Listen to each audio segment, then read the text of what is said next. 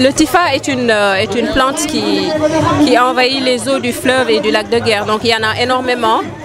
On travaille avec l'université Gaston Berger, avec le docteur Labali qui est environnementaliste et qui nous aide un peu dans l'évaluation de la ressource dans les eaux.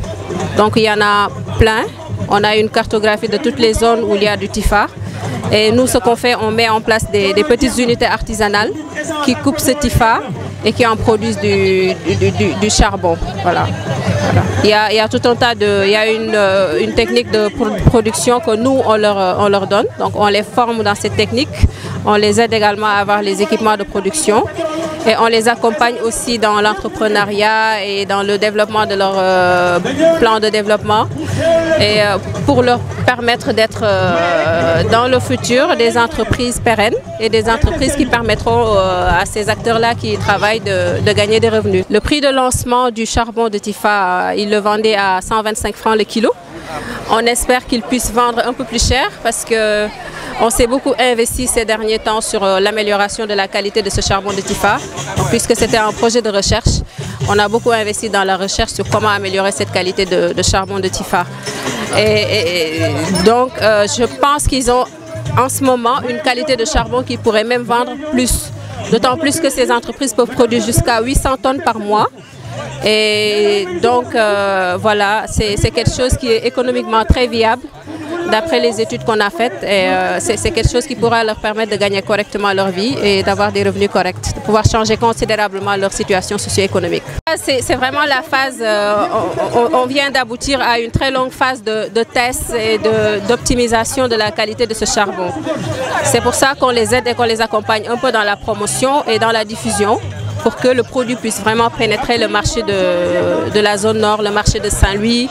On était ce matin à Rosbeccio et aussi un peu le marché dans leur village environnant. Parce qu'on est à Ronk, on est à Pomo et on est à Mbagam aussi. Il ne suffirait pas de vendre seulement dans leur village, mais d'aller au-delà de leur village. Et c'est ça qu'on est en train de faire. On est en train de les aider un peu à étendre leur marché. Voilà, pour qu'ils puissent vendre et produire encore plus que les 800 kilos qu'ils peuvent produire.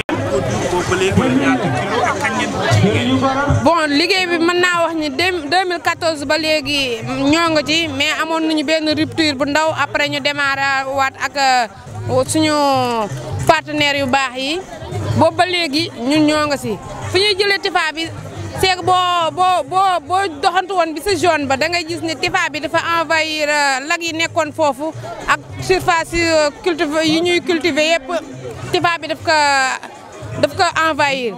boobu mën na am sax boo nee Tifa dina am ñoo xam ne duñu xam Tifa bi comme sama yaay yi jàngul mais barax bi ñëpp xam nañ ko suñu waala ak nu mu nu sonalee même pas nu mu nungoo suñu surface sax mais période ba nga xamante ni période du ngelaw la kenn du mën a xippi baa nga dox saa nga takk verre ndax day joxe day sànni yuy naaw yuy gêné ay grains yuy gêné te fu mu tag bu amee ndox même pas 2 jours day pousser. Bon mu sonal boo xamante ni bi projet bi ñëwee indaale idée bi ñu mën ci créer loo xamante ni dina nekk revenu ci ñun ba pare aar nu ci sunu environnement génne dàqal ñu loo xamante ni day occuper sunu surface duñ ciy taxaw. En plus de ça foofu dafa nekk zone boo xamante ni pour nga am accès ci lu mel ne kii feu pour togg